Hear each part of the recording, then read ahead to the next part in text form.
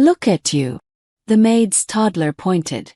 The fiancé was shocked while the billionaire watched. Hey, listen. A 3-year-old little girl walked into the most expensive ballroom in Chicago, barefoot, with paint on her tiny fingers, and pointed directly at the most beautiful woman in the room. She didn't say a sentence. She didn't say a paragraph. She said just 3 words. And those 3 words, they ended an engagement. They exposed a secret that had been buried for 2 years. And they made a 32-year-old billionaire drop to his knees. Right there. In front of everyone. Nobody moved. Nobody breathed. Because nobody expected the truth to come from a child who wasn't even old enough to tie her own shoes. Stay right here. Because this story, you will not forget it. Welcome back, everyone. I'm so glad you're here today, because what I'm about to share with you is one of the most emotionally powerful stories I have ever told on this channel. Before we begin, I want to ask you something. Where are you watching from today? Drop your city and country in the comments right now. I love seeing how far this community reaches. What you're about to hear is a story about innocence, betrayal, hidden truth, and the kind of love that survives even the darkest storms. It is heartwarming. It is shocking. And by the end, I promise you, it will change how you look at the people around you. Are you ready? Let's go. Sometimes the people we overlook the most see the most clearly. Her name was Rosa, 34 years old, quiet as a morning before sunrise, and invisible in the way that only the truly hardworking ever become. She cleaned the marble floors of the Hargrove estate in Lincoln Park, Chicago, a home so large it had its own name. Hargrove Hall. 7 bedrooms, 4 sitting rooms, a ballroom on the lower level that most people only saw in magazines. Rosa had worked there for 3 years. She arrived at 6 in the morning and left at 7 in the evening. She never complained. She never asked for more than her paycheck. She brought her lunch in a small brown paper bag and ate alone in the kitchen corner while the rest of the staff chatted around the big table. The reason Rosa kept to herself wasn't shyness. It was Lily. Lily was Rosa's daughter, 3 years old. Curly brown hair that never stayed combed. Dark, curious eyes that seemed to take in everything. Every color, every face, every feeling in a room. Like a little camera that never stopped recording. Because Rosa couldn't afford daycare, not on a maid's salary, not in Chicago, she had quietly arranged with the estate's head housekeeper, a kind older woman named Mrs. Patterson, to bring Lily along on certain days. Lily would sit in the small supply room off the kitchen, surrounded by coloring books and small stuffed animals, while Rosa worked. The owner of Hargrove Hall, Mr. Ethan Hargrove, had never officially approved this arrangement. But he had never officially disapproved of it either. He was rarely home during the day. At 32, Ethan ran Hargrove Capital, one of the most successful private investment firms in the Midwest. He was sharp, serious, and moved through life with the focused energy of someone who had been taught from birth that time was the most expensive currency. He was also, as of 6 months ago, engaged. Her name was Victoria Calloway, 29, blonde, the kind of beautiful that stopped conversations and started them again. She came from old Chicago money. The Calloway family had been in real estate for 3 generations, and she wore her status like a second skin. Perfectly tailored, always fragrant, always composed. The staff at Hargrove Hall had a private nickname for her, the Glass Queen, not because she was transparent, because if you pressed too hard, she shattered. And the shards were sharp. Victoria visited the estate nearly every day now that the engagement was official. She was planning the wedding with the kind of military precision that made even the wedding planner nervous. She redesigned 2 rooms without asking. She had the east garden replanted. She made small comments, always polite, always just barely cruel enough, about the way the staff performed their duties. Rosa had felt those comments more than once. The floors still look dull, don't they? Victoria had said one Tuesday morning, standing above Rosa while she scrubbed on her knees. Not to Rosa. To the air beside her. As if Rosa was simply part of the furniture. Rosa said nothing. She just scrubbed harder. But Lily had been watching from the doorway of the supply room. And Lily, at 3 years old, did not yet understand that some things are better left unsaid. She had toddled out into the hallway and looked up at Victoria with those wide, dark, recording eyes, and said in her small, clear voice, "You made Mama cry." Victoria had gone very still. Rosa had scrambled to her feet, heart hammering. "Lily, sweetheart, come here." But Lily hadn't moved. She just kept staring up at Victoria. Not angry. Not scared. Just certain. The way only very small children and very old people ever are. Victoria had smiled, that smooth, practiced smile, and said, "How precious." Then she turned and walked away, her heels clicking against Rosa's freshly cleaned floor. Rosa had pulled Lily close, whispering apologies under her breath, terrified she was going to lose her job. She didn't know then that this moment, this small, overlooked moment, was just the beginning. Have you ever been in a place where you felt completely invisible, no matter how hard you worked? Tell me in the comments, because what Rosa was about to discover would prove that being invisible sometimes means people forget to hide things from you. The truth doesn't always arrive like thunder. Sometimes it arrives in whispers you weren't meant to hear. Spring came to Chicago the way it always does. Reluctantly, with cold mornings that pretended it was still February and then surprised you with warm afternoons that smelled like possibility. The Hargrove estate bloomed. The East Garden Victoria had redesigned was genuinely beautiful, Rosa admitted to herself as she wiped down the garden windows. White peonies and pale lavender. Elegant. Cold. Exactly like the woman who had ordered it. Ethan had been traveling more than usual in April. His firm was handling a major acquisition, and he flew between Chicago and New York twice a week. Rosa noticed his absence the way you notice a sound that stops. Not immediately, but once it's gone, the silence feels different. What she also noticed, because Rosa was invisible, and invisible people see everything, was that when Ethan was away, Victoria had a habit. A habit named Derek. Derek Calloway was Victoria's older brother. 33. Tall and loose-limbed with the easy confidence of a man who had never been told no. He visited the estate on the days Ethan was in New York. Always called ahead. Always charming with the staff. Always had a reason, just dropping off some paperwork for Vicky, just checking on the renovation samples, just saying hello. But the visits were never just hello. Rosa had first noticed it in late March. She had been cleaning the upstairs hallway, the long one that ran past the private sitting room, when she heard voices inside. Low. Intense. She had paused only because she heard her own name. "The maid's kid was watching me again today." Victoria's voice. Clip. Irritated. "Kids watch everything. Vic doesn't mean anything." Derek.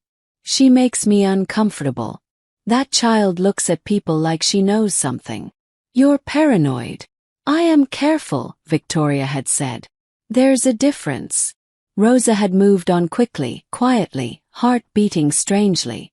She told herself it was nothing. Rich people had odd conversations.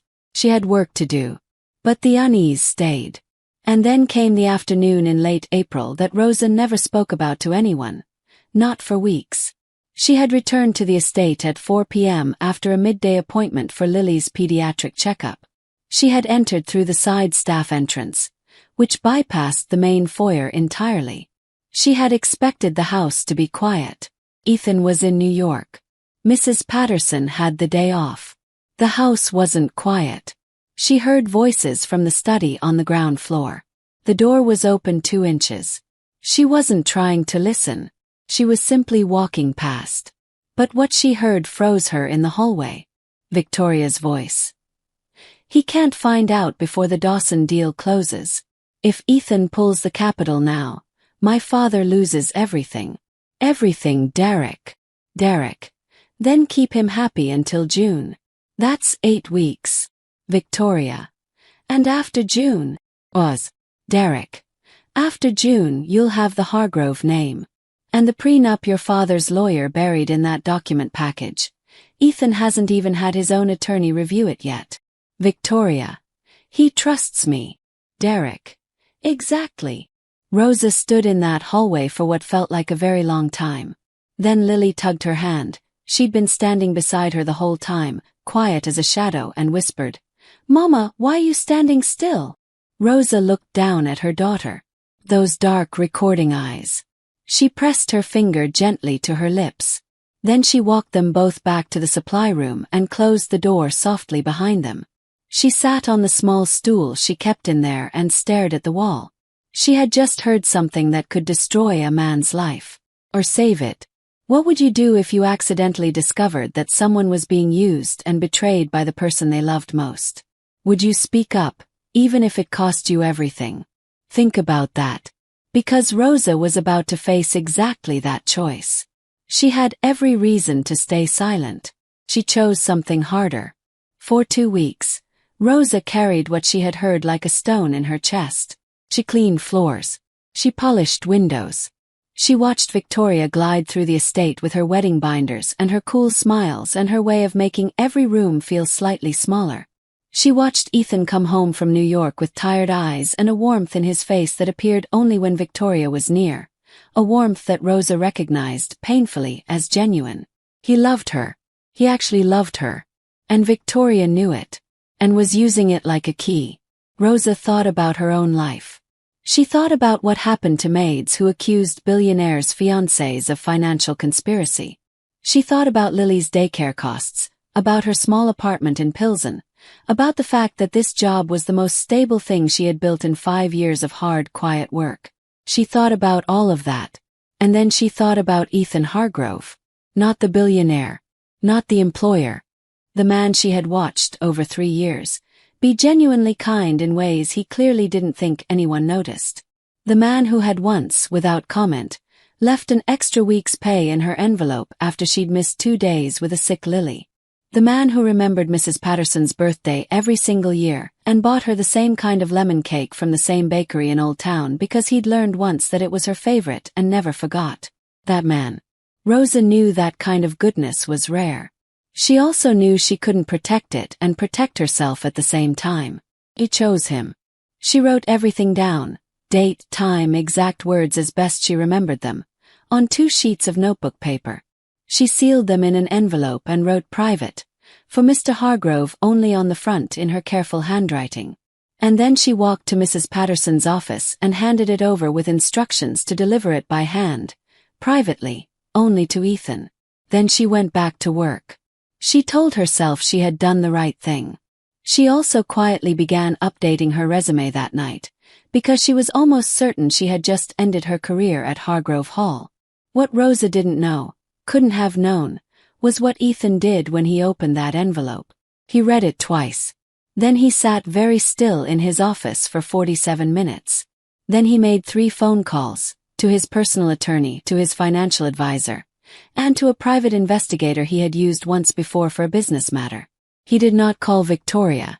He did not confront Derek. He waited. And he planned. And 4 weeks later, he hosted the engagement party. The one that had been on the calendar for months. The formal, official "we are getting married" party in the Hargrove Hall ballroom, with 200 guests, crystal chandeliers, champagne in tall thin glasses, and a string quartet in the corner. Rosa had not been invited, of course. She had been scheduled to work.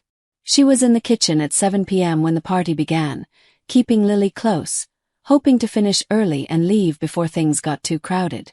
Lily sat at the kitchen table with her coloring book and a cup of apple juice, carefully filling in a picture of a butterfly with a yellow crayon.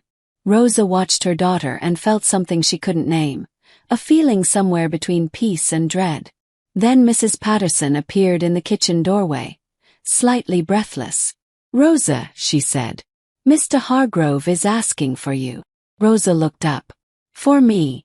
Mrs. Patterson nodded, and her expression was complicated in a way that Rosa couldn't read. "Both of you," she said, glancing at Lily.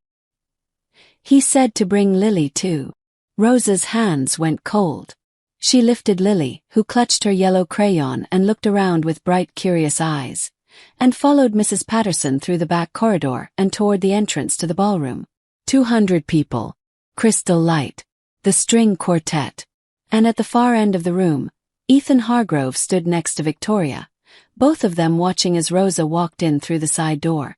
Victoria's face, that perfectly composed glass queen face, did something Rosa had never seen it do before. Flickered. Was Rosa wrong to bring what she knew to Ethan? Or would you have done the same thing, even knowing the risk? Drop your answer in the comments, because what happened next in that ballroom? No one expected. In a room full of powerful people, it was the smallest voice that told the biggest truth. 200 people watched Rosa walk across that ballroom. She was in her work clothes. Plain gray top. Dark trousers. Her hair pulled back. Lily on her hip in a yellow dress that Rosa had put on her that morning because Lily had insisted and Rosa had been too tired to argue. Lily still held her yellow crayon. The murmuring started softly. Who is that? Is that the help? Why is she here? Victoria stood very still beside Ethan. Her smile was fixed in place like something painted on. Her eyes, though. Her eyes moved to Rosa with an expression that was cold and calculating and just slightly afraid. Ethan spoke first. "Thank you for coming, Rosa," he said. His voice was calm, warm even, as if this were the most natural thing in the world. Rosa swallowed. "Of course, sir." He nodded. Then he looked at Lily. Lily looked back at him. Children and adults who are used to being underestimated recognize each other instantly. Something passed between them in that moment, a flicker of mutual understanding, and then Lily, 3 years old with her yellow crayon, leaned slightly out from Rosa's arms and looked directly at Victoria. Her little face shifted. Not afraid. Not confused. Certain. She raised one small finger and pointed. And in a voice that carried, "God help them all," in that quiet ballroom that voice carried. She said, "Look at you." 3 words. The room went very, very still. Victoria's painted smile cracked at the edges. "Look at you," Lily said again, softer now, with a particular gravity that very small children sometimes carry, as if they are borrowing the words from somewhere older and wiser than themselves. She tilted her head. "You made Mama sad. And you tell lies." Someone in the crowd made a small, sharp sound. Victoria laughed, a high, bright, wrong-sounding laugh. "Oh, how adorable. Children say the funniest." "Victoria." Ethan's voice. One word. Quiet. Like a door closing. Victoria stopped. Ethan reached into the inner pocket of his jacket and withdrew a folded set of documents. Rosa recognized the format: legal, formal, dense with careful language. He set them on the table beside him without drama. "My attorney reviewed the document package your father's lawyer submitted last month," Ethan said, still in that calm, quiet voice, "including the prenuptial agreement that was embedded on page 41. The one that grants your family's firm emergency access to Hargrove Capital's liquidity fund in the event of a marital dispute, which, conveniently, your father's company could trigger at will under the clause's language." The string quartet had stopped playing. Every single person in that ballroom was motionless.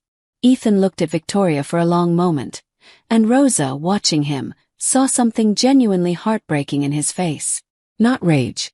Not satisfaction. Grief. "I loved you," he said simply. "I want you to know that was real. For me." Victoria said nothing. Her composure, that perfect glass queen composure, simply dissolved. Not dramatically. Not in sobs or shouts. It just went out of her like a light switching off, and what was left looked smaller and younger and, Rosa thought, very frightened. Derek Calloway stepped forward from somewhere near the back of the room. "Ethan, listen, this is all a misunderstanding. My attorneys will be in contact," Ethan said. "With both of you." Then he turned away from them. And he looked at Rosa. The silence in that ballroom was the loudest thing Rosa had ever heard. Ethan walked toward her. Not quickly, not with performance, and when he reached her, he looked at Lily, who was still watching Victoria with those solemn recording eyes. He looked back up at Rosa. "You could have stayed quiet," he said softly, "only for her. You had every reason to." And you didn't. Rosa's throat was too tight for words. She just shook her head slightly. Ethan looked at Lily. Thank you, little one, he said gently. Lily considered him for a moment. Then she held out her yellow crayon. An offering. Ethan took it with both hands, the way you receive something precious. Would you have been brave enough to do what Rosa did? To speak the truth when staying silent would have been so much safer? Tell me honestly in the comments. The most powerful things in the world are not money or status. They are courage and kindness, and sometimes they live in the smallest people. The party ended quietly. Guests filtered out in small, murmuring groups. The caterers packed up. The string quartet folded away their instruments. The crystal chandeliers dimmed one by one as the staff worked through the rooms. Victoria left without a word. Derek followed. His easy confidence finally gone, replaced by something tight and pale around his eyes. Rosa stood in the emptied ballroom for a while, Lily dozing against her shoulder, finally worn out from the enormity of a night she would not remember when she grew up, but that had changed the shape of her life before she was even old enough to know it. Mrs. Patterson appeared at her elbow. "Come on, sweetheart," she said softly, putting an arm around Rosa. "Let's get this little one to the car." 3 days passed. Rosa reported to work on Monday morning with her stomach knotted and her resume in her bag, because she still believed, deeply, practically, sensibly, that telling the truth to a powerful man about his powerful fiancé had a way of becoming inconvenient once the dust settled. She had seen it before, in other houses with other employers. She scrubbed the kitchen floor with careful hands and waited. At 9 a.m., Ethan came into the kitchen. He poured himself a coffee. He always did it himself, never asked the staff, and stood at the counter for a moment. Rosa kept working. She didn't look up. "Rosa," he said. She sat back on her heels. "Sir." He looked at her for a moment with that same expression she'd seen in the ballroom, stripped of performance, just genuine. Then he set a folder on the kitchen table. "My HR director will walk you through everything in there," he said. "But the short version is salary increase, full benefits including childcare coverage, and an official position as estate manager if you want it. Mrs. Patterson is retiring at the end of the year, and I can't think of anyone I trust more." Rosa stared at the folder. She couldn't speak. "You don't have to decide today," Ethan said. He picked up his coffee. "Take the week." He started to walk out. "Mr. Hargrove," Rosa said. He stopped. "I'm sorry," she said. "About Victoria. I know it wasn't just business for you. I'm sorry it hurt." He was quiet for a moment. "So am I," he said. Then quietly, "Thank you for telling me the truth. Not many people would have." He left. Rosa sat very still on the kitchen floor for a long moment. Then she opened the folder. The numbers on the first page made her eyes fill with tears, because for the first time in 5 years, they meant that Lily would have real daycare, real stability, the ability to go to kindergarten in the fall without Rosa lying awake worrying about how to pay for it. She pressed the papers against her chest for a moment and looked out the kitchen window at the east garden, the beautiful, cold, peony-filled garden that Victoria had designed, and felt, strangely, no anger at all, only something gentler, gratitude. Because if Victoria hadn't been so careless, if Derek hadn't spoken too loudly, if Rosa had taken a different route back from Lily's pediatric appointment that afternoon, if Lily had stayed home that day, if Mrs. Patterson hadn't been kind enough to allow a maid to bring her daughter to work, none of this would have happened. Goodness found its way through the cracks, Rosa thought. It always did. It just needed the right small hands to let it through. Lily had started kindergarten at a small school in Lincoln Park by September. On her first day, her teacher asked the class to introduce themselves and say one thing they believed in. Most of the 5-year-olds said things like puppies and cartoons. Lily, who had started kindergarten a year early because her mother could now finally afford the school that had room for her, looked at her teacher with those dark, serious, recording eyes and said, "I believe in telling the truth, even when you're scared, because the truth is how things get better." Her teacher called Rosa that afternoon and told her. Rosa sat in her new office, the estate manager's office, with her name on the door, and cried quietly for a long time. Not sad tears. The other kind. The ones that only come when something inside you finally stops bracing for the fall. This story is about something that never makes the headlines. It's not about the billionaire or the betrayal or even the courtroom that followed. It's about a tired mother who chose integrity over safety. It's about a little girl whose innocence cut through every layer of pretense in a room full of powerful people. It's about the truth, that small, stubborn, unstoppable thing, finding its way through, carried by the smallest possible hands. If you have been the Rosa in your life, the person who works hard and stays quiet and hopes someone notices, I want you to hear this. Your integrity is your wealth. Your kindness is your power. And the truth you carry is never too small to matter. If this story touched your heart, please give it a like. It truly means the world and helps this story reach someone who might need it today. Subscribe to this channel so you never miss a story like this one. Leave a comment and tell me, what did Lily's words mean to you? Or share something you believe in the way Lily did. And if you know someone who needs to hear this story, someone who feels invisible, someone who is afraid to speak up, someone who is carrying the weight of doing the right thing alone, please share this with them. Because sometimes, the most powerful message someone can receive is a simple reminder. The truth is how things get better. See you in the next story.